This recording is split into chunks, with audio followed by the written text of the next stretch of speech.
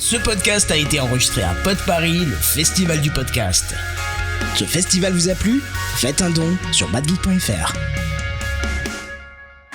Il paraîtrait que faire l'amour, c'est comme mettre son pénis dans une tarte chaude qui sort du four. J'ai même entendu dire qu'on peut perdre sa virginité avec une flûte traversière. Je m'appelle Mina, je suis Jade, et vous écoutez le premier épisode live du N'importe Q.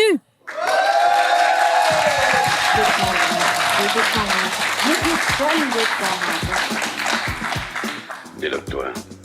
Tu retires tout, y compris le tampax. Ça manque un peu d'érotisme. Mais je ne suis pas une professionnelle, madame. Je fais ça pour développer ma personnalité. Vous savez, je les connais, les filles de votre genre. Oh, bah c'est joli ce que vous me faites voir là. Si on faisait une petite partouze. Oh, moi, plus de 3, j'ai jamais essayé. Bonjour, Pod Paris. Oh, vous êtes gentil, vous répondez. Comment vous allez ? On est ravis d'être ici et pour commencer, on va tout de même remercier l'association Bad Geek qui nous permet de faire ce merveilleux live à la Bellevilloise. Merci à la régie, merci à l'équipe technique, merci à vous tous d'être là. Merci, merci, merci. Et aujourd'hui, Mina, de quoi on va parler déjà ? J'ai oublié. Eh bien, nous allons parler d'un film qui s'appelle American Pie, que vous connaissez peut-être. Et d'ailleurs, petit état des lieux, par applaudimètre, qui a déjà vu le premier film American Pie ? Quand même. Et par applaudimètre, qui a aimé le premier film American Pie ?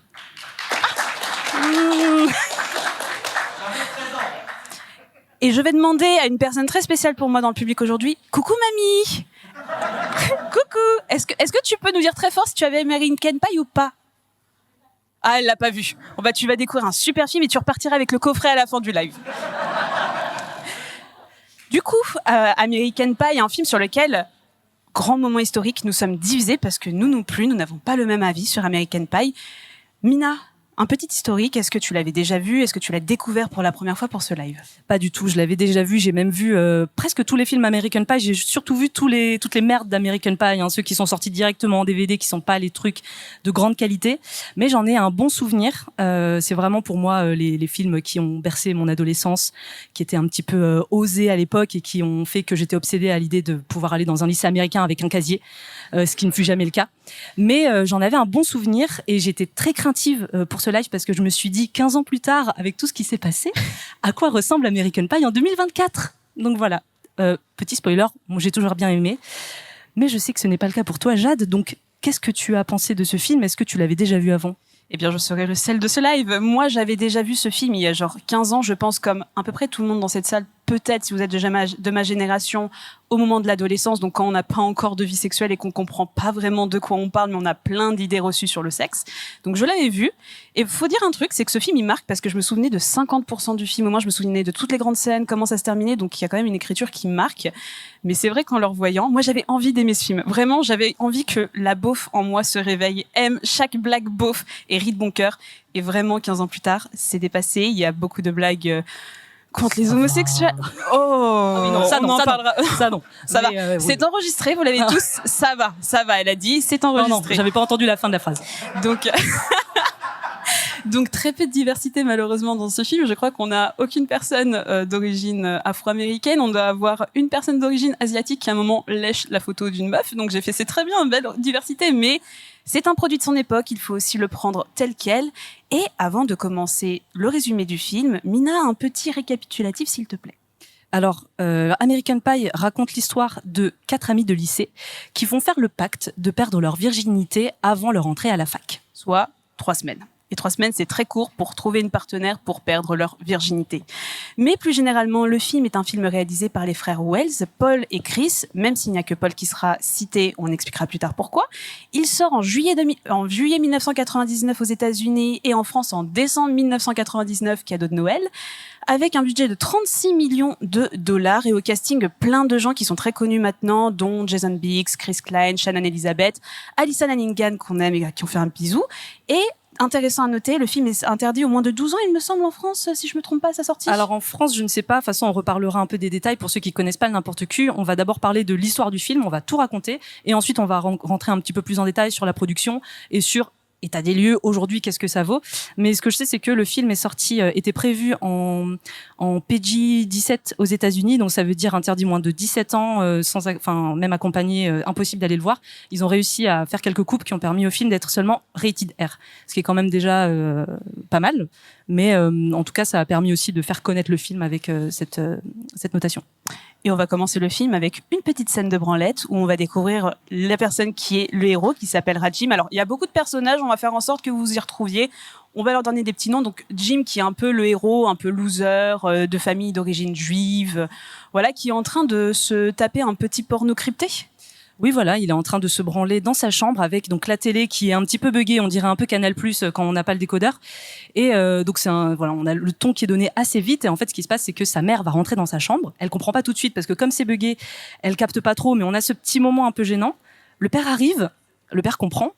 Et il prend vite la télécommande pour essayer d'éteindre la télé, sauf que en prenant la télécommande, il retire le coussin qui lui servait de cacher un petit peu ce qu'il était en train de faire. Et donc on découvre son sexe en érection dans une chaussette. Mais surtout, ça m'a rappelé un truc. Alors, petite anecdote, mon frère, s'il m'écoute, je vais l'afficher dans ce live, tant pis, qui ne s'est pas fait choper en train de regarder un porno sur un ordinateur, mais sur sa DS Lite, parce que sur la DS, on pouvait avoir Internet et regarder ça. Et je me souviens d'une fois où j'avais entendu ma mère gueuler, et c'est parce que mon frère regardait, je pense, des choses qu'il n'avait pas le droit de regarder sur sa DS. Voilà, comme quoi on pouvait à l'époque, Internet était partout. Mais en tout cas, on switch en rencontrant nos héros, donc Jim, son meilleur ami Oz, qui sera le quarterback, enfin le sportif, Oz le sportif qui fait de la crosse et qui est un peu insensible, quoi. Il joue un peu le garçon dur qui tombe pas amoureux. On va rencontrer Kevin, qui est le seul qui est en couple dans le lot, avec sa copine qui est un peu coincée, vous allez voir dans le film. Et enfin, le dernier qu'on va appeler grossièrement pour que vous y retrouvez Pousse Caca, mais c'est le surnom qu'on lui donne parce qu'il ne fait pas caca au lycée. C'est tout simplement tout ça. Et toute cette petite bande va se retrouver à une soirée de fête chez, alors, la personnage iconique de American Pie, Stifler, qui est vraiment le mec un peu lourd, très populaire, riche aussi, qui fait du sport et qui est vraiment insupportable en fait. Il ne parle que de cul, il humilie tout le monde, les femmes, les hommes, tout le monde y passe. Mais le film le lui rend bien parce qu'il est quand même humilié dans pas mal de scènes. Et c'est vrai que l'une des premières scènes importantes, c'est la soirée chez Stifler, où on va rencontrer donc tous ces personnages. Et moi, cette soirée, je l'ai un peu nommée le concours de bites des puceaux. Ah ouais, de ouf. Mais c'est totalement ça, parce qu'en fait, tout ce film ne parle que de cul. Je pense que il doit y avoir 5 dialogues sans cul. Et c'est vraiment, j'aimerais bien me taper ma copine, mais ma copine ne veut pas. J'aimerais bien me taper la petite Slovaque étrangère qui est au lycée, mais elle est inaccessible, c'est impossible. Oh, regarde une photo de la maman de Stifler. Oh, j'aimerais bien me la taper, elle est bonne. C'est vraiment que ça non-stop et c'est insupportable. Désolée, mais vraiment, je ne peux pas. Je n'y arrive pas. Mais qu'est-ce qu'on découvre pendant cette soirée?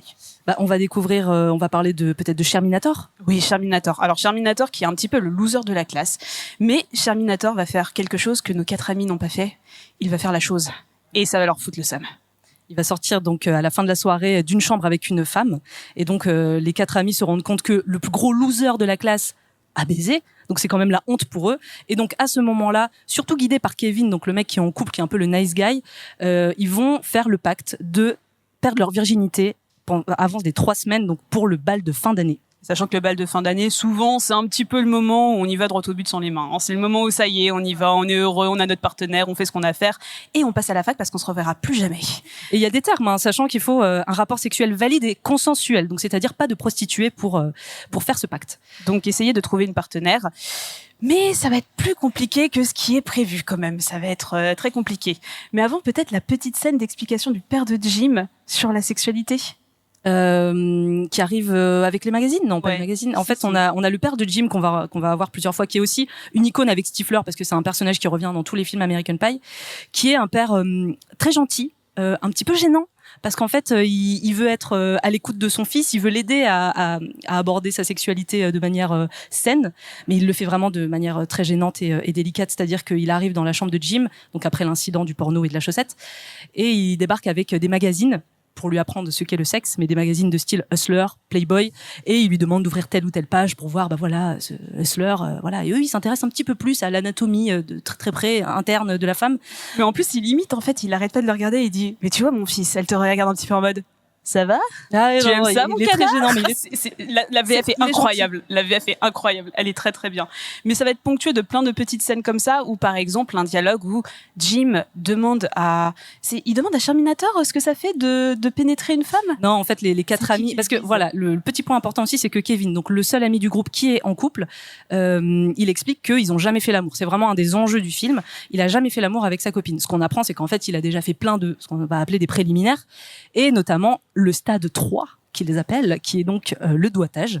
Et donc Jim demande c'est quoi, ça ressemble à quoi le stade 3, enfin c'est quoi les sensations? Et donc un de ses amis lui dit c'est un peu comme une tarte aux pommes chaude. C'est comme mettre ses doigts ou autre chose dans une tarte de pâte chaude. Donc 3 semaines, le chrono est lancé et chaque personnage va un peu adopter une stratégie différente pour essayer de trouver l'élu de son cœur. Donc dans un premier temps, Jim va essayer de choper la Slovaque, la petite correspondante slovaque qui est une bombe, enfin un mannequin dans la vraie vie bien entendu, sinon c'est pas drôle. Donc il va essayer de l'approcher à plusieurs reprises, mais on viendra plus tard pour la fameuse scène. On a Oz, le sportif, qui va lui être un peu plus smart, qui va comprendre que pour choper une femme, faut lui parler de sentiments, juste lui parler de sentiments.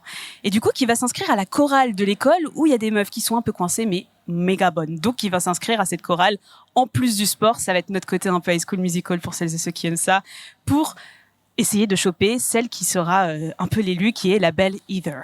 Ouais, après on a Kevin, donc avec sa copine, qui essaie de se faire pardonner parce qu'il a été chopé par sa meuf en train de dire qu'il voulait que baiser et qu'il en avait marre, donc elle c'est un petit peu vexée, quoi. Elle est très coincée. Elle, il faut lui dire je t'aime. Si vous lui dites pas je t'aime, vous passez pas. Et ensuite on a donc Finch Poskaka qui lui ne fait trop rien, mais en fait a adopté une stratégie assez originale, c'est qu'il va créer toutes des rumeurs dans le lycée sur lui, où il va commencer à y avoir dans les vestiaires les filles qui vont dire mais apparemment Finch il a une énorme et puis il a plein de tatouages et puis c'est un bad boy, et en fait il va comme ça créer un petit peu plein de rumeurs autour de lui qui font qu'il va intéresser plein de meufs. Pour la suite, qu'est-ce qu'on a ensuite Alors, on a aussi l'apparition de la Bible du sexe. Parce que dans American Pie, il y a une Bible du sexe. C'est Kevin qui fait appel à son cousin, qui est joué par, d'ailleurs, le Casey Affleck. Anecdote. Et en fait, il lui fait savoir qu'il y a une Bible du sexe cachée dans la bibliothèque du lycée qui vient d'un manuel de sexe qui, en fait, dedans est annoté régulièrement de petites techniques pour satisfaire la femme. Et donc, il a droit à la voir, et on va notamment découvrir une technique qui s'appelle la tornade de la langue, qui va faire l'objet d'un sujet très important dans ce film. Pour la suite, je pense qu'on va passer à la scène d'American Pie qui va durer 10 minutes. Jim, comme je vous l'ai dit, veut choper la correspondante slovaque qui s'appelle Nadia. Et Nadia, elle est pas très forte en histoire. C'est un peu compliqué, mais Jim est très fort. Peut-être qu'il pourrait l'aider après les cours. Il suffit d'aller chez lui et il lui dira tout. Donc, il s'arrange pour que Nadia vienne après les cours. Mais ses amis lui glissent une petite idée. Hey, si tu posais une caméra et grâce à l'Internet international, on pourra tout voir. Chose que Jim va faire, et du coup il invite Nadia, sachant que en gros il pense qu'il y a que ses copains qui voient. Catastrophe, en fait il y a tout le lycée qui voit ce qui est en train de se passer. Il a fait une petite erreur dans l'envoi des emailing, et donc c'est tout le lycée qui est en train de voir Nadia qui se change dans sa chambre, donc qui est nue, on voit sa poitrine. Et en fait donc lui aussi pendant ce temps-là, pendant que Nadia est en train de se changer, il court chez son pote pour aller voir le live, et il découvre donc Nadia nue. Il voit qu'elle est en train de fouiller dans ses tiroirs et notamment de trouver les magazines de son père. Et donc, elle commence à s'allonger et bon, ça la titille un petit peu. Donc, elle commence à se toucher. Voilà. Et ses potes lui disent, attends, là c'est le moment, elle est mûre, va donc l'accueillir. Franchement, je pense que c'est à peu près le dialogue. Oui. Et du coup, il recourt, mais c'est un peu drôle ça. Par contre, c'est les scènes où il recourt vraiment de chez ses potes. En fait, Jim est très maladroit, il est très gênant, il est pas bien dans ses chaussettes, et il sait pas parler aux femmes, c'est terrible. Et effectivement, il commence à rentrer, il lui parle, mais donc elle est choquée en plus, hein, elle est pas non, mais elle est choquée. Au début. On dirait le début d'un moment c'est ouais, c'est vrai. Vous ici. C'est vrai. C'est vraiment ça. Et elle lui dit tant qu'à faire. D'accord, fais-moi un striptease. Et il commence à se déshabiller, à danser d'une manière. C'est gênant. C'est volontairement gênant, mais ça marche. Et en plus, c'est filmé, donc il sait pertinemment. Enfin, il sait pas que tout le lycée regarde, mais il sait que ses potes regardent. Donc il essaie une petite move où quand il enlève un vêtement, il jette sur la cam. Malheureusement, le vêtement retombe, donc tout le monde revoit avec les réactions de tout le monde qui dit oh non. Ah oui, quand même, on peut voir la fille à poil.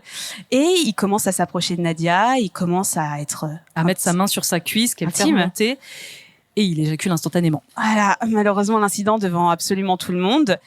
Et il rattrape un petit peu le truc. Comment est-ce qu'il rattrape le truc déjà ? Il discute et en fait, il lui dit que voilà, elle est trop sexy, donc il a pas pu résister. Donc elle, ça l'a séduit une deuxième fois. Et donc, il recommence. Et il rééjacule instantanément. Donc ça fait 2 loupés devant tout le lycée. Et Nadia est déçue et Nadia s'en va. Et c'est l'humiliation parce que si tout le lycée a vu, eh bien ce n'est pas sur Jim que la faute va aller. Eh bien non, c'est sur la faute de Nadia qui va être virée du lycée et renvoyée en Slovaquie. Voilà, parce que ce film est très très féministe. C'est élucidé très vite. Oui, très c'est pas normal. C'est en 2 dialogues de loin en fond. Et puis on s'intéresse surtout à Jim qui du coup n'a aucune chance de trouver une accompagnatrice pour le bal du lycée parce que clairement il est humilié par tout le monde. Et tout le monde l'a vu, tout le monde le sait, donc plus personne. Il va se rabattre sur un personnage qu'on n'a pas encore évoqué pour le moment, mais qui est Michel. Michel qui est la nerd, mais très attachante, qui est rousse et qui est joueuse de flûte traversière dans le lycée et qu'on voit de temps en temps avec ses amis, mais vraiment c'est un cliché de nerd où je crois qu'elle a qu'une conversation, c'est « Oh oui, et nous, une fois, quand on était justement au camp de musique, on s'est couché à 22h et c'était tellement fou !» Et c'est vraiment ce genre de personnage, mais elle est très attachante et très mignonne. Et il se rend compte qu'en parlant avec elle, elle n'a rien vu. Elle n'a rien vu, elle n'était pas au courant de ce qui s'est passé, donc il s'est dit perdu pour perdu. Est-ce que tu veux venir avec moi au bal du lycée ? Et elle accepte, donc c'est un win-win pour Jim qui a une cavalière. Mais que se passe-t-il avec Oz le sportif ? Alors Oz, il est toujours dans son délire de chorale. C'est vraiment High School Musical avant l'heure. Enfin vraiment, ils ont rien inventé Disney. Mais donc il a rencontré cette fameuse Heather. Ils craquent un petit peu l'un pour l'autre. Il y a plusieurs péripéties. Heather va l'inviter au bal du lycée, sauf que elle se rend compte que il est entouré de connards et que c'est un connard dans le sens où à l'instant où elle l'invite, tous ses potes sont en train de simuler dès qu'elle a de tourner, ils simulent un acte sexuel en mode tu vas enfin la baiser, tu vas enfin baiser. Donc elle refuse finalement, elle dit en fait non parce que c'est bon, je pensais que t'étais différent des autres, mais en fait non. Les choses font que finalement ils vont se rabibocher et ils vont quand même partir ensemble au bal du lycée. Ils se rapprochent en fait, ils voient qu'il y a même une connexion qui commence à se créer, qu'il y a même une affinité, une petite histoire d'amour qui commence à se créer entre les deux et que ça pourrait aboutir sur finalement bien plus que du sexe. Et ça c'est beau. Ensuite, on a Kevin aussi qui s'est rabiboché avec sa copine Vicky et qui lui a donné un orgasme avec la tornade de la langue. Elle est très bien cette scène. C'est peut-être la seule scène que je valide. C'est vraiment une scène où il découvre en fait ce fameux manuel avec le tongue tornado, la tornade de la langue. Et vous avez une scène où il va le faire, il va lui donner du plaisir parce qu'en fait, le bloc aussi, c'est il a envie de donner du plaisir à sa copine. Il a pas envie d'être le seul à en prendre. Et ça, c'est l'un des rares, encore une fois, messages du film. Et on a vraiment cette scène de cunilingus. On voit pas grand chose. On la voit juste allongée, habillée. Lui qui fait des choses en regardant le manuel juste en dessous du lit et la fameuse scène avec les parents de la copine qui montent pour lui dire faut leur dire que faut venir aller manger, venez manger. Et elle qui est fait dans la porte, dans la chambre porte fermée qui dit je viens et c'est extrêmement drôle et c'est peut-être la meilleure scène du film parce que pour une fois le plaisir féminin est mis en avant et je pense même que c'est la seule fois.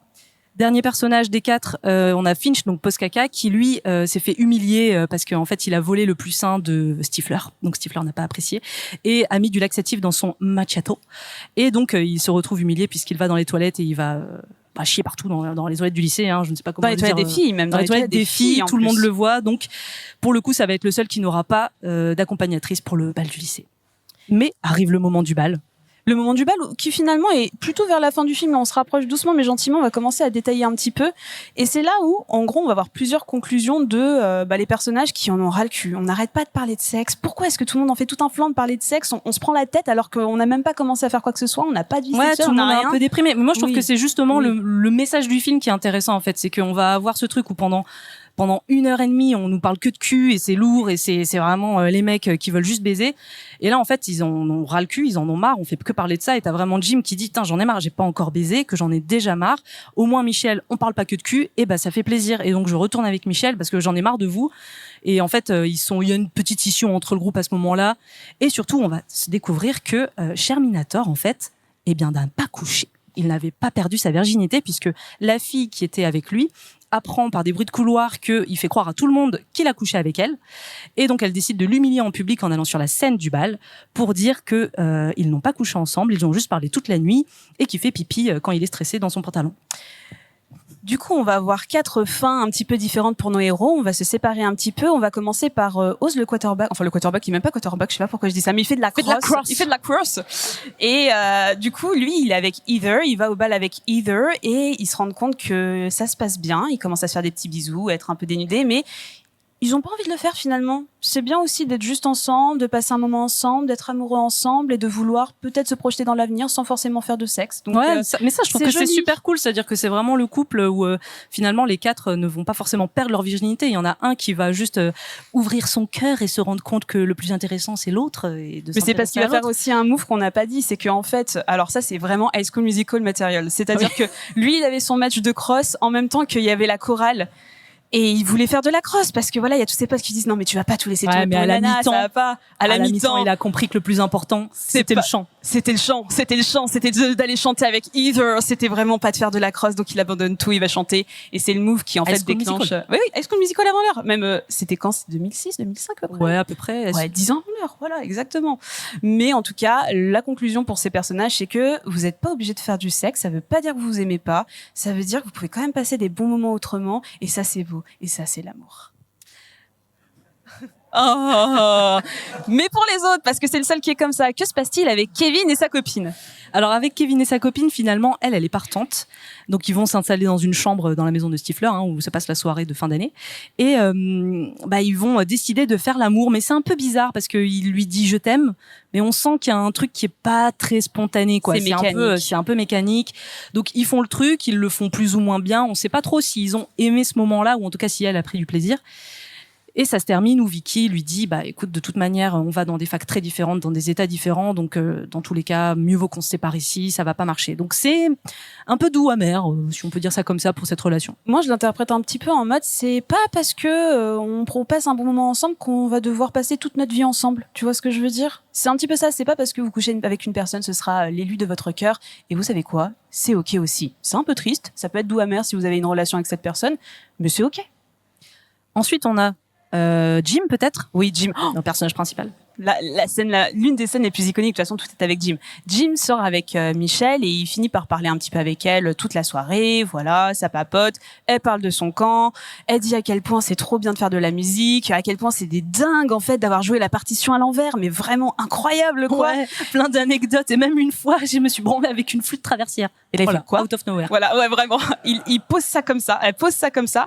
Et il la regarde et en fait vous vous rendez compte que Michelle c'est un peu une déglingo du cul quoi, c'est un peu une déglingo du cul qui avait tout prévu et qui lui avait bel et bien vu la vidéo, sait très bien ce que c'est le sexe, dit très bien que c'est pour ça qu'on va au camp en fait, c'est parce que c'est là que tout se passe et c'est là qu'on s'amuse avec les autres nerds donc voilà, et elle a très bien compris pourquoi Jim est là et ils intègrent le truc. En plus, j'ai bien aimé quand elle prend un petit peu les devants, quand elle dit voilà, tu vas mettre 2 capotes parce que j'ai bien vu que t'éjacules vite, donc tu mets 2 capotes comme ça tu sentiras moins. C'est vraiment pas les choses à faire, mais ça dépend. Si mettre 2 capotes, franchement, ça se dit. Une sur l'autre, non. Si. Merci de me contredire. Je ne suis pas un homme, donc je ne sais pas. Mais en tout cas, voilà, ça finit par se faire. Et j'avoue qu'en fait, on voit qu'en plus, Michel a un caractère bien trempé. Où la dernière phrase qu'on entendra, que moi je trouve pas ouf, c'est « Dis mon nom, salope !» Et c'est tout. Ouais, voilà. ça se termine par Jim, donc qui se réveille. Et en fait, Michel est partie. Vraiment, elle est partie pendant la nuit. Et en fait, ça se termine avec lui qui dit « J'ai été utilisé. » J'ai été utilisé. Et je comprends pas trop ça. Putain, trop cool, j'ai été utilisé. Genre, on a une petite inversion des rôles. Alors, faut pas trop chercher loin, c'est American Pie, mais on a ce truc où normalement c'est plutôt la meuf qui a été utilisée, le mec qui s'est barré dans la nuit. Et là, au final, c'est lui qui s'est fait un peu toy boy quoi. Et du coup, il s'est fait utiliser par Michel. Et lui, il est plutôt content parce qu'au moins, il a perdu sa virginité. Dernier personnage, le personnage de Postkaka, qui est sans doute avec l'un des personnages les plus iconiques du film, c'est-à-dire que lui, il a plus rien. C'est-à-dire que sa réputation est ruinée, son image est ruinée. C'est un peu un dandy à la base. On s'est pas trop attardé sur le personnage, mais c'est un dandy qui fait du golf. Je pensais que ça allait être le seul personnage homosexuel du film. J'ai eu un doute en voyant ça et en fait non, vous inquiétez pas, il y a pas d'homosexuel dans ce film, surtout pas de panique. Mais en tout cas, il termine à la cave de la maison et il rencontre la maman de Stifler qui est... Alors, on l'a pas dit, mais ce film a démocratisé un terme en français à l'époque, la mère Bab bonne à baiser, qui serait une traduction du terme, si vous savez, par curiosité. Eh oui. C'est bien. Est-ce que tu sais ce que ça veut dire, MILF, mamie? Non, tu sais pas. C'est une maman qui est très très bonne et qu'on a envie de tremper son biscuit dans son verre de lait. Voilà, tout simplement. C'est une MILF. Et ce film a grandement popularisé dans la culture vraiment le terme MILF. Et on rencontre justement la maman de Stifler qui est jouée par Jennifer Coolidge. Si vous avez regardé White Lotus, regardez, vous la reconnaîtrez, c'est Tania. Et du coup, qui est là, qui s'ennuie, qui dit oh là là, ces adolescents. Et comme lui, il est un peu dandy, un peu plus mature que les autres, ils se servent un whisky. Ils se servent un whisky, donc il dit, donc elle dit oui, un pur malt. Il dit combien d'années 18 ans d'âge. Comme je les aime. Comme je les aime. Mais cette scène, elle est très drôle. Elle est marrante. Elle est un peu loufoque, quoi. C'est un peu la scène la plus barrée du film parce que ça sort un peu de nulle part, mais ça marche bien. Et donc ils vont baiser sur le billard. Exactement, avec Stifler qui rentre. Et lui, en vrai, ça va être un running gag qui va venir dans tous les films American Pie où on l'entend prendre du plaisir en disant oh maman de Stifler, oh maman de Stifler. Qui n'a pas de nom, hein, cette femme. C'est la maman de Stifler, c'est la MILF. Et c'est ce qui va à peu près conclure ce film. Ils se retrouvent tous un petit peu après pour débriefer, pas plus que ça, et se dire que ça va être la fin, quoi, en fait. Ça va être la fin. On n'a pas abordé la fameuse scène, quand même, qui doit son nom, son titre du film, hein, la scène American Pie avec la tarte aux pommes, ou après la fameuse discussion, pour évoquer rapidement, qui dit que le 3e stade du doigtage ressemble à une tarte aux pommes chaude. On va avoir Jim qui, en rentrant chez lui après le lycée, voit une tarte faite amoureusement par sa maman, en plus, c'est horrible, et qui est là, qui trône sur la table de la cuisine, et donc qui décide de tester pour voir ce que c'est, et on va avoir une scène de masturbation sur la pauvre tarte qui va être complètement démolie, la pauvre, et une conversation s'ensuit, une conversation un petit peu gênante avec son père qui essaie toujours d'être bienveillant. Nous dirons à ta mère que nous avons mangé toute la tarte. Vraiment comme ça. Mais cette scène, elle est vraiment très anecdotique, mais c'est vrai que c'est ce qui aura donné ce nom à ce merveilleux film qui s'achève comme ça. Mais ne vous inquiétez pas, si vous voulez voir d'autres films, il y en a 8 autres. Il y en a 8 en fait. On a une suite avec tous ces personnages. En fait, il y a 4 films avec tous ces personnages-là, et ensuite on a les American Pie Presents, qui sont en fait des direct to DVD avec des gens de l'univers d'American Pie. Donc les seuls trucs qui vont relier ces films avec American Pie, c'est le père de Jim qui est toujours là, ou des personnages éloignés, genre le cousin de Stifler, ou des choses comme ça. Il y a toujours des trucs un comme personnage ça. en lien avec Stifler. C'est vraiment le cousin de Stifler, le frère de Stifler. En tout cas, c'est vraiment ce qui va relier ces films-là avec la saga American Pie, et le fait que ça continue de parler de jeunes et de cul. Bah si on compte, parce que j'ai toutes les suites sous les yeux. J'ai American Pie 2 en 2001, American Pie Marion Lay en 2003, American Pie 4. Là, c'est bon, on a tout le casting original. Ensuite, dans les présentes, American Pie présente No Limit en 2005, American Pie présente String Academy en 2006, American Pie présente Campus en folie en 2007, American Pie présente Les Sex Commandements, très bon titre, 2009, et American Pie présente Girls Power en 2020. Ouais. Bah ouais, parce que il faut se mettre à la page, c'est les femmes qui dominent, donc American Pie. Je l'ai regardé par curiosité, c'était de la merde. Ah, je l'ai pas vu celui-là. C'était vraiment, mais on dirait des noms de films de porn, tu sais.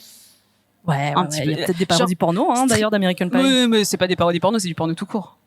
Bon, des petites meufs sur des campus, mais tout ça pour dire, nous passons à la partie plus profonde de cette émotion, la partie où on va se focus un peu plus sur le film et ce que ça en est de notre société à l'époque et aujourd'hui. Donc déjà, remise en question de la production du film, parce que le film a une histoire plutôt intéressante. Ouais, le film a été développé donc par son scénariste qui s'appelle Adam Herz, qui voulait faire revivre en fait le succès de la comédie sexuelle pour ados, surtout avec ses films de référence qui étaient Porky's, qui sont sortis dans les années 80 et Bachelor Party, respectivement c'est 80 et 84. Et ce qu'il a un peu poussé aussi à faire ça, c'est le succès de Scream en 1996, qui a été vraiment un grand succès pour les adolescents auprès de ce public-là. Et donc, il va faire un premier script en 6 semaines, une première version avec un scénario intitulé une comédie sexuelle pour ados sans titre qui peut être réalisée pour moins de 10 millions de dollars, que la plupart des lecteurs détesteront, mais je pense que vous allez adorer. Et donc, il va le faire tourner dans différents studios de production pour essayer de faire financer son film. Et c'est Universal qui va emporter les enchères, parce que c'est quand même un scénario qui a été pas mal... il y a pas mal de gens qui voulaient en fait l'avoir, et donc il a été remporté avec 750 000 dollars. Sur le coup, on a les réalisateurs qui sont les frères Wells, qui avaient à leur actif seulement un scénario, qui est un film d'animation, qui est le film Ants, qui est une espèce... Fourmise, merci, Fourmise, je cherchais le titre, Fourmise. Qui est un dérivé en gros de ce qu'avait fait Pixar avec 1000 et une pattes. Donc on met ces deux gars-là qui n'ont rien à voir aux commandes, donc tant mieux, ça se passe bien. Niveau cast, on est sur des premiers rôles, en tout cas c'est un casting très jeune pour la plupart, on est vraiment sur des gens qui ont entre 18 et 20 ans, 21 ans, ce qui est plutôt rare en fait pour les films avec des adolescents. D'habitude on a des adultes en vrai qui jouent les adolescents, adolescents, toujours High School Musical dans nos cœurs, sauf la Slovaque qui est jouée par une mannequin de 26-27 ans, et ça se voit, elle fait vraiment tâche dans le casting. C'est Grise surtout, hein, pour le coup, c'était vraiment des adultes, d'adolescents, ils avaient genre 40 ans. Regardez Grise, c'est bien aussi sûr. Bon, le dialogue est pas ouf, mais c'est vraiment très très sympa. Mais en tout cas, on a Chris Wells dont c'est le premier film qui va avoir une belle carrière. Chris Wells qui sera pas noté, mais qui aura fait par exemple à la Reine. Mais lui, il a une filmographie. Je fais mais c'est n'importe quoi. Il a fait À la croisée des mondes, film de fantasy. Il a fait Twilight 2.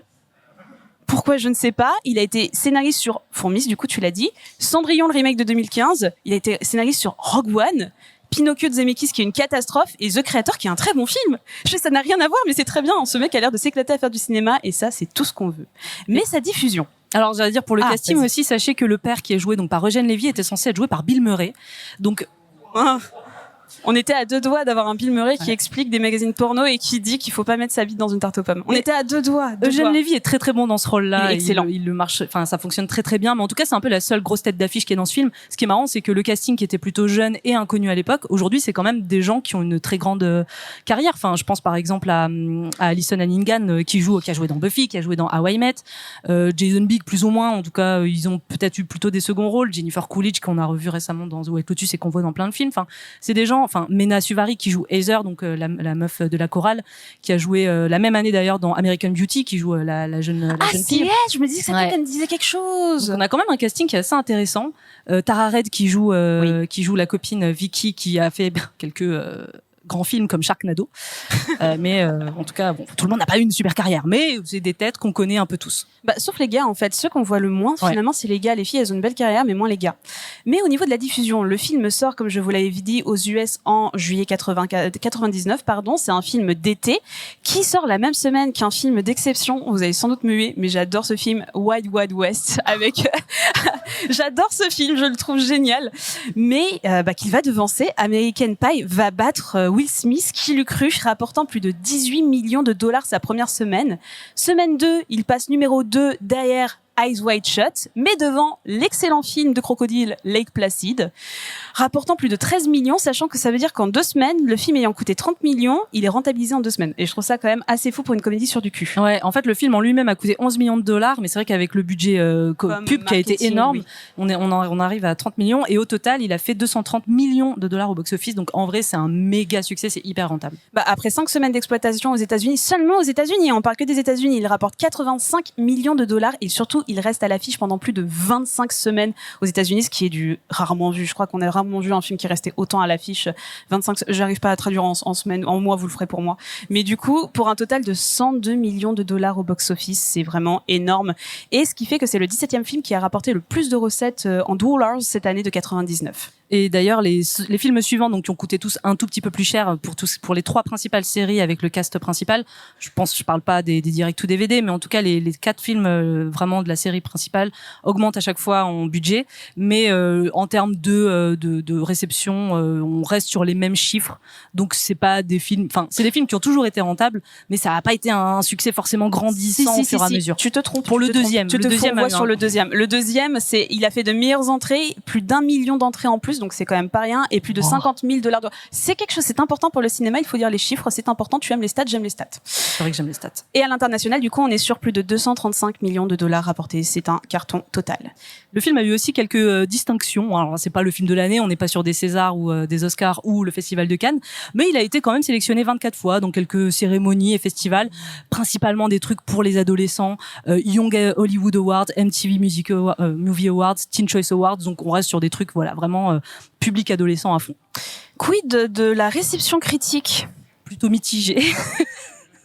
Plutôt mitigé. La plupart des critiques mettent, ceux qui aiment bien vont annoncer ça comme une comédie un peu légère, efficace, qui plus ou moins à l'époque, en tout cas 99 je rappelle, dépassait et changeait un petit peu les stéréotypes, mais la grande critique n'est pas très fan. Si je cite Télérama, on a un ersatz mou et un peu daté d'une sitcom lycéenne. Ah, moi j'ai les cahiers du cinéma. Allez, j'adore les cahiers du cinéma. La bêtise, l'infantilisme de ces personnages ne souffre d'aucune contestation. Ils sont la raison de ce film vaguement porno, dans son idéal, ni beau, ni laid, politiquement, esthétiquement non concerné, et tout fier de l'être. On parle que d'American Pie, on va se calmer. C'est vraiment... Ah, mais les critiques cahiers du cinéma, c'est vraiment mon petit lait, j'adore. Et du coup, on va passer à la deuxième partie de cette partie profonde. La partie où nous ne serons pas d'accord. qui est la partie un film beauf qui n'a plus sa place en 2024 ? Point d'interrogation. Alors oui et non. Non, oui. Alors débattons. Ouais. Comment dire déjà, si je veux citer, je vais citer le scénariste qui disait donc s'être inspiré du film qui est Porky, qui était une comédie adolescente vraiment portée sur le sexe, mais qui était vraiment très très très sexiste. Donc il a dit que quand il a écrit American Pie, sa volonté c'était vraiment d'avoir un scénario moins sexiste. Il avoue aujourd'hui avoir pas vraiment réussi cette affaire. Donc c'est vrai qu'on est sur un scénario moins sexiste de 1999. Moi, le truc que je trouve un peu dépassé aujourd'hui, et je sais pas si le terme beauf est approprié, mais en tout cas qui n'a plus trop sa place en 2024, c'est la vision de la sexualité. Oui, c'est la vision de la sexualité où en fait en regardant le film, tu vois, quand on regarde un film, on essaye toujours de s'identifier. On essaye toujours de s'identifier, surtout en tant que femme. Nous, on a grandi dans des cultures où, voilà, moi tu vois, j'ai grandi en lisant des bandes dessinées. Je lisais Tintin où il y avait pas de meuf, je lisais les Schtroumpfs où il y avait une Schtroumpfette. Tu vois, c'était pas incroyable quoi. Et c'est vrai qu'en regardant American Pie, j'essaye de m'identifier et je fais, mais en fait, je me rends compte que je suis pas la cible de ce film et que la cible c'est des garçons. C'est-à-dire que les personnages féminins, ils sont présents, mais peu présents à la fois. Est-ce que tu vois ce que je veux dire ? C'est-à-dire que t'as que des meufs. Les meufs, vous avez deux catégories. Vous avez soit les meufs qui sont dans l'émotion, c'est-à-dire qu'elles vont parler que de sentiments, elles vont parler de vraiment que de sentiments en fait. C'est l'amour, pas de sexualité. La sexualité est complètement décorrélée des sentiments. Et vous allez avoir les meufs qui sont du côté des gars parce qu'elles parlent de sexualité. Donc il y a une nana dont on n'a pas parlé qui est Jessica, qui conseille un peu les gars, qui leur dit non mais tu devrais plutôt dire ça, plutôt faire comme ça. Donc tu vois, encore une fois, elles sont là pour conseiller les gars, mais elles ont le personnage, elle a même pas de relation, elle termine seule au bal et tout ça aussi. Non, elle sait en fait, les meufs sont les faire valoir des mecs dans ce film. Donc, exactement. Après, voilà, c'est pas les personnages principaux. Moi, j'ai accepté que c'était ça. Je suis d'accord qu'on aurait pu aller un petit peu plus loin. Surtout qu'il y a des choses qui sont abordées, qui auraient pu amener à des choses intéressantes. Par exemple, donc cette fameuse Jessica qui parle à sa copine Vicky qui est en couple avec Kevin. Je sais pas si vous suivez, beaucoup de personnages. Lui demande, mais t'as déjà joui avec lui ? Et elle est là, genre, je sais pas. Ah bah si tu sais pas, c'est que t'as jamais joui. Et donc il y a tout un truc où on commence à aborder vraiment le plaisir féminin. Mais bon, c'est pas le sujet du film. Voilà, le sujet c'est la virginité des mecs. Donc ça va pas plus loin et c'est dommage parce qu'il y a vraiment plusieurs petits éléments comme ça qui sont dissipés dans le film, qui auraient pu apporter un point de vue féminin ou en tout cas une autre thématique sexualité qui sort des mecs. Oui, c'est ça. Et c'est ça qui est dommage que tu vois la seule fille qui ait une vie active, parce qu'il y en a qu'une qui a une vie vraiment sexuelle active, en plus des garçons, c'est Michelle, la nerd, mais la nerd déglingo. En fait, je trouve ça dommage que la seule fille qui ait une vie sexuelle, ce soit vraiment une fille où la dernière phrase que tu l'entends dire, c'est vas-y, c'est quoi dis mon nom, salope, quoi. Je fais c'est quand même un peu poussif, quoi. C'est dommage de rentrer dans un tel cliché où soit t'es une meuf coincée du cul, soit t'es une déglingo, ou un faire valoir au mieux si tu t'en sors un peu avec les honneurs des garçons. C'est ça que je trouve dommage, c'est que le film amène des questions sur les plaisirs féminins, mais c'est 10% du film, soyons honnêtes. Mais derrière, on parle pas des retombées sur les filles, on parle pas de ce qu'elles pensent, on parle pas de si elles ont pris du plaisir, on sait pas vraiment tout ça, c'est très masqué et on a vraiment que le point de vue des hommes. Après, le film est fait comme ça, donc je l'accepte aussi, tu vois, j'accepte ça, c'est un produit de son temps, fait par des hommes. Pour des hommes, écrit par des hommes, pour des hommes. Mais c'est vrai que moi, la scène qui m'a un peu achevée, c'est vraiment la caméra cachée de 10 minutes. Ça, c'est impardonnable. Clairement, c'est la scène qui, aujourd'hui, ne passe plus du tout. Et comme tu disais, où on passe sur plein de trucs au niveau des meufs, c'est vrai que là, on a quand même... Aujourd'hui, avec les histoires de harcèlement, de revenge porn, c'est quelque chose qui fait plus du tout rire. Et en fait, c'est quelque chose qui est traité d'un revers de la main, où on s'intéresse principalement au garçon qui est humilié par cette scène, mais on se doute que la meuf, quand même... La meuf est renvoyée de chez elle alors qu'elle était filmée à son insu dans une intimité. Et à la fin, on vous l'a pas dit, mais à la fin, elle est pas revancharde. Parce que quoi ? Parce qu'en fait, elle est toujours en contact avec Jim. Ils se font un petit FaceTime ensemble. Bon, un FaceTime de 1999. Mais ils se font un petit FaceTime où ils se regardent. Et elle est contente. Elle lui dit, ouais, vas-y, continue de me faire des striptease. Et je fais, putain, moi je serais vénère. Je suis renvoyée en Slovaquie des États-Unis. Je fais, ah oui, non, en vrai, les les conséquences sur cette meuf dans la vraie vie, ce serait horrible. Et c'est vrai que c'est élucidé en 2-2 et on s'y intéresse pas trop. Donc ça, c'est vraiment la scène la plus problématique du film. Mais tu sais qu'en plus, j'ai donné sa chance à American Pie. C'est-à-dire que je n'ai pas regardé un film, je n'ai pas regardé 2 films, je n'ai pas regardé 3 films, j'ai regardé 4 films, Mina. J'ai regardé 4 films en me disant, je sais pas, peut-être qu'avec le temps, ça deviendra mieux. Peut-être que là, c'est le début, ils ont pas de vie sexuelle. Peut-être que, voilà, maintenant que ça va être, on va parler de personnages adultes aussi. Ce qui est intéressant, c'est qu'on parle d'ados qui savent pas ce qu'ils font. Après, on parle d'adultes qui savent ce qu'ils font. C'est pire après, c'est pire. Il y a même encore des caméras cachées comme ça. Ah, je m'en souviens plus. Dans le deuxième, il y a une caméra cachée. Donc, je vais pas vous spoiler si vous voulez absolument voir ce film magnifique.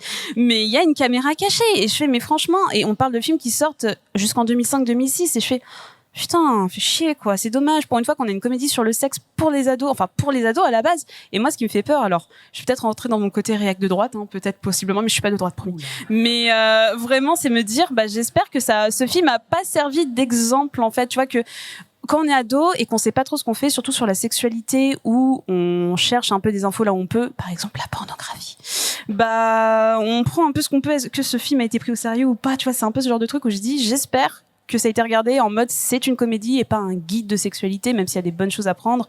Ne filmez pas les meufs à leur insu dans votre chambre, quoi. Non, ne faites pas ça. Ouais, mais après, tu vois, moi je pense quand même, malgré tous les points négatifs aujourd'hui qui passent plus, je pense quand même que c'est un film qui, à son niveau, renverse un peu les codes quand même de l'époque et de la représentation homme-femme. Enfin, on a quand même tout le message sur la sexualité où on n'en peut plus, on parle que de ça, c'est insupportable, où finalement on a un couple à la fin qui ne perd pas sa virginité, ils restent ensemble juste pour la... Enfin, il y a quand même des petits messages distillés, je trouve qu'au global, c'est bien intentionné.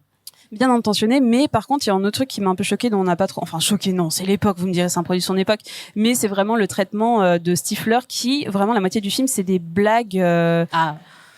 homophobe, homophobe est un terme peut-être un peu fort, mais en tout cas pas original, où vraiment chaque fois que Stifler ouvrira la bouche, c'est oh ça va, tu t'es prise pour une pédale, gna gna gna, oh ça va les PD. C'est un film de 99 quand même. Heureusement ce personnage, c'est vraiment le personnage qui est considéré comme un gros con et il est humilié, mais effectivement ça n'empêche qu'ils en font quelques vannes qui sont censées faire rire le public. Je suis pas d'accord avec toi, il est pas vu forcément comme un personnage, il est humilié au même type que les autres, tous les personnages sont humiliés de toute façon dans ce film. Oui, mais il est quand même considéré comme un gros con.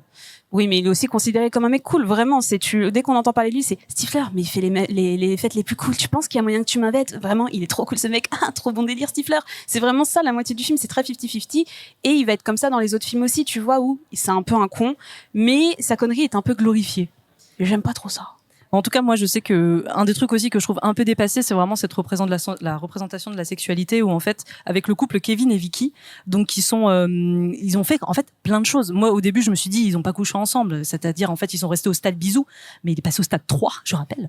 Donc il y a vraiment ce truc où en fait, ils ont déjà fait plein de choses, c'est-à-dire qu'elle lui a fait une fellation, enfin plusieurs, il lui a fait la tornade de la langue, et en fait, même à partir de toutes ces étapes-là, c'est considéré comme pas du sexe, parce que on a toutes ces conversations, c'est des choses qu'on a eues plus tard dans le temps aussi. C'est pas des choses qu'il y avait en 1999, mais je veux dire aujourd'hui ça c'est déjà considéré comme une partie de sexe finalement.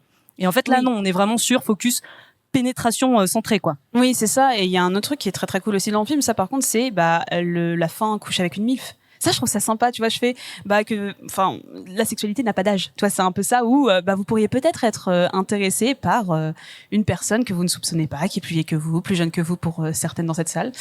On sait jamais, mais voilà, l'amour peut surgir, en tout cas, le sexe peut surgir à tous les moments, et peu importe l'âge, on peut prendre son pied. Et ça, c'est un beau message aussi, tu vois, d'une certaine manière. Mais les messages finaux du film sont bien, c'est juste le cheminement qui est un peu laborieux. On va dire ça comme ça, avec peut-être des sorties de route qui sont, à mon sens, un peu trop violentes et qui n'ont plus leur place aujourd'hui en 2024, qui n'avaient déjà pas leur place en 99. Mais faut garder en tête que ça reste un produit de son temps. Si vous appréciez American Pie, si vous riez, c'est ok, c'est bon. C'est un truc qui a 20 ans d'âge, c'est un truc qui est daté, et aujourd'hui, je pense qu'on fera plus attention. Moi, j'ai ri. Oui, je me doute bien que t'as ri. Peut-être je suis trop beauf. Moi, j'ai soufflé du nez 2-3 fois. Je te cache pas. Donc, tu vois, ça passe. Et c'est surtout un film qui a eu un putain d'impact culturel sur ensuite les comédies dans les années 2000 sur le sexe. On en a eu plein, et pas pour les ados. C'est-à-dire que c'était un peu le premier film à volontairement parler d'ados et de sexe. Parce que des comédies pour adolescents, il y en a toujours eu. Mais le sexe faisait un peu partie des sujets de l'histoire, mais c'était jamais le sujet principal. Là, pour le coup, les 2 premières scènes, on est quand même sur une branlette devant un film porno, et puis très rapidement une tarte aux pommes. Donc c'est vrai que c'est vraiment le premier film qui veut parler que de cul, et notamment sa notation qui est passée en rated R, qui était vraiment une volonté marketing de le noter comme ça pour le différencier de tous les autres, en fait, que ça soit pas une comédie pour adolescents de grand public, mais attention, c'est irrévérencieux, on parle de cul. Donc c'est vrai que c'est un peu le premier à avoir fait ça. Et après, je pense qu'il y a après le côté gras et beauf, c'est pas le premier à l'avoir inventé, parce que on a quand même les frères Farrelly, tu vois, en 94, qui avaient sorti plusieurs films. Enfin, il y a Dumb and Dumber qui était sorti avant, Marie à tout prix qui était sorti avant aussi American Pie. Donc c'est pas les premiers à avoir fait ce genre de comédie grasse américaine qui parle de cul. mais en tout cas dédié aux adolescents, c'est un peu le premier, et c'est vrai qu'il y en a eu une flopée en dehors de toutes les séries American Pie présentes, il y en a eu une flopée qui ont suivi après. Bah, surtout, alors tu cites Marie à tout prix, je l'avais mis dans mes notes, mais surtout, je cite un film qui pour moi respire le cul, c'est les Austin Powers en 97 et 99, et que j'adore, que je trouve être des comédies géniales. Et en plus, comme on est dans de la parodie, même s'il y a un côté graveleux, en fait, ça reste de la parodie et tout le monde prend cher. Et franchement, regarde Austin Powers, c'est très très bien. Mais par la suite, tu vois, par exemple, on a eu des films comme 40 ans toujours puceau incroyable, en 2005, regardez, en 2005 de Judd Apatow, qui a même fait son fer de lance de ce genre de comédie très graveleuse. Donc en fait, je trouve que ça a un petit peu légitimé le fait de faire des comédies sexo, qu'on puisse en parler, qu'on puisse en rire. Bon, plus n'importe comment maintenant en 2024, s'il vous plaît. Mais en tout cas, c'est un peu légitimé ça. Et même dans la culture populaire, encore une fois, le terme de la MILF, le terme de la tarte aux pommes, c'est un truc qu'on savait tous. Tu vois, quand j'étais ado, American Pie, je savais pourquoi ça s'appelait American Pie. Tu vois ce que je veux dire? Dans la culture populaire, c'est un truc qui est ancré et qui a, pour moi, ouvert la voie à ce qu'on puisse parler de sexualité pour les adolescents. Et je vais avoir en tête une série que je recommande si vous avez des ados à regarder. Et c'est la série Big Mouth, que je trouve être une splendeur d'écriture, en tout cas. Série d'animation. Ça peut être gras, ça peut être graveleux, mais c'est d'une intelligence que j'ai rarement vue, et je pense que j'aurais été ado, j'aurais adoré voir ça. Ça parle de tout ce qu'il faut savoir sur le sexe, ou tout ce sur quoi on complexe quand on est ado, et je trouve que Big Mouth, je pense qu'on l'aurait pas eu si on n'avait pas eu American Pie. Ouais, je pense que franchement Big Mouth c'est l'un des plus grands héritiers d'American Pie, parce qu'on reste sur des adolescents un peu losers. Tu vois, le Finch Postcaca, c'est un peu l'un des personnages qui est aussi un petit peu gênant, un petit peu intello. Enfin, je pense que c'est vraiment le meilleur héritier. Mais l'avantage de Big Mouth, c'est que c'est récent, et donc ça aborde des thématiques un peu plus larges, notamment au niveau des personnages féminins. On va parler de règles, on va parler de humping. Enfin, on va vraiment parler de trucs qui vont parler à la fois aux garçons et aux filles. Mais c'est ça, totalement. Et si vous voulez la version plus sage, je pense que un American Pie aujourd'hui, en 2024, on va prendre une autre série, je pense que ce serait plutôt du Sex Education. Oui, clairement, Sex Education, l'intention n'est pas la même, c'est peut-être moins comique, oui, mais en tout cas, on est sur ce truc où on va aborder la sexualité à fond, et tous les genres de sexualité pour le coup. Je suis d'accord. Mais après, l'un des héritiers aussi, je pense que c'est Superbad de Judd Apatow. Oui, de ouf, qui est vraiment le même pitch qu'American Pie, où on est sur 2 amis ou 3 amis ados qui font aussi le pacte de perdre leur virginité avant leur entrée au lycée. Mais avec tout ça, Mina, est-ce que ça t'a excité American Pie? Oh non, ça m'a pas excité, hein. C'est pas fait, c'est pas fait pour ça. Mais j'avoue, bonne surprise. 15 ans plus tard, je trouve ça toujours fun. J'ai toujours envie de passer 1 an au lycée aux États-Unis, mais je suis trop vieille maintenant pour ça. Mais en tout cas, ouais, non, franchement, je trouve que le film, étonnamment, n'est pas si dépassé que ça. On pourrait faire American Pie un peu mieux. D'ailleurs, on l'a pas dit, mais il y a eu un projet de nouveau American Pie en 2024 où un scénario serait en cours d'écriture. À voir où ça va mener, mais je pense qu'on sera sur peut-être 4 filles qui veulent perdre leur virginité. Mais en tout cas, je trouve que c'est un film qui est de son temps. Il y a quelques trucs problématiques. La scène de la webcam, elle est terrible. Franchement, elle est un petit peu dure à regarder aujourd'hui. Déjà qu'en elle-même, elle est censée être gênante. En ajoutant tout ce côté harcèlement, revenge porn, c'est encore plus douloureux à la regarder. Mais dans l'ensemble, je trouve que ça reste une bonne comédie américaine qui parle du cul. Et toi, Jade, est-ce que ça t'a excité? Non, bah pas vraiment, non. Moi, j'ai pas trop apprécié, j'ai pas passé un mauvais moment, mais je t'avoue que j'ai du mal avec le prisme 2024 à apprécier cette comédie. Je me sens pas concernée, en fait, je me sens vraiment à côté. Et je pense que, tu vois, je l'aurais regardé avec un pote, il aurait bien rigolé. Tu vois ce que je veux dire? C'est vraiment, je me sentais pas concernée par le film, je me sentais pas visée par le film. Il y a 2-3 vannes qui m'ont fait gentiment souffler du nez. Et je te dis, j'ai vraiment poussé mon expérience en me disant, peut-être que je me trompe, peut-être que je suis dans l'erreur, peut-être que ce sera mieux après. Et c'est pire. Et même tous les American Pie présentes que je ne regarderai pas, String Academy, vraiment, je pense que ma filmographie. Je l'ai vu, String Academy. C'est bien. En vrai, je l'ai vu plusieurs fois, ça me faisait rire. C'est bien ou pas? Moi... Non, mais je pense que je suis une vraie bonne. Non, mais oui, ça parle de cul, c'est très con, et ils sont au camp d'ailleurs. Camp musical. Camp. Ah! Bah oui, le fameux camp musical. J'ai envie de le voir maintenant, tu fais chier. Je sais plus si c'est String Academy ou Bandcamp qui est. Ça doit être Campus en folie, non? Ouais, je sais plus. Il se passe beaucoup de trucs avec le cousin de Stifler. Bref, c'est très beauf, mais c'est très rigolo. C'est super intéressant parce que tu vois, en fait, là, l'American Pie façon féministe, ils ont essayé de le faire avec Girls Power en 2001, que pour le coup, j'ai vu, et c'est loupé. En fait, ça a essayé de faire du American Pie avec des filles et ça ne fonctionne pas. Donc, je pense que ça pourrait marcher. Et je suis un peu triste de voir un manque de diversité. Et encore une fois, c'est un produit de son temps. Je sais que ça date il y a 20 ans. Voilà, je sais. Mais si on pouvait parler d'homosexualité, ce serait quand même sympathique, somme toute, que ce soit pour les filles ou pour les garçons. Et si, ça parle d'homosexualité par la suite dans le deuxième, mais c'est parce qu'on soupçonne 2 meufs d'être lesbiennes et du coup, on va essayer de voir comment elles font pour se toucher. Voilà, c'est vrai. On est sur ce niveau-là d'intérêt pour l'homosexualité. Mais bien sûr, pas de personnages principaux. soyez-en bien gardés. Mais en tout cas, c'est un film de son époque qui m'a fait plus souffler du nez qu'il ne m'a fait rire. Après, je le remets en contexte, mais je pense que très clairement, pour moi, la tarte américaine, je préférerais la manger que de la voir. Et vous, public, à l'applaudimètre, qui a été excité par le film? Oh là là. Voilà. Qui va aller courir voir le film après? Oh, c'est timide. Merci la petite sœur de Mina. Big up à toi. Et je pense qu'on a fait à peu près le tour pour ce film, n'est-ce pas? Merci à tous d'être venus. Franchement, c'est trop Merci cool. On est trop contente. Merci d'être là. Merci à Pod Paris. Merci à la Bellevilloise. Merci à la régie. Et on espère que cet épisode vous a plu et qu'il vous a donné envie de filer au plus vite à la première boulangerie du quartier pour vous acheter une belle tarte aux pommes bien chaude ou de vous enfiler les 9 films American Pie. Et rendez-vous sur notre Insta @n'importeq pour être au courant des prochaines émissions. On se dit à dans 2 semaines pour un nouvel épisode et au revoir Pod Paris. Allez, ciao.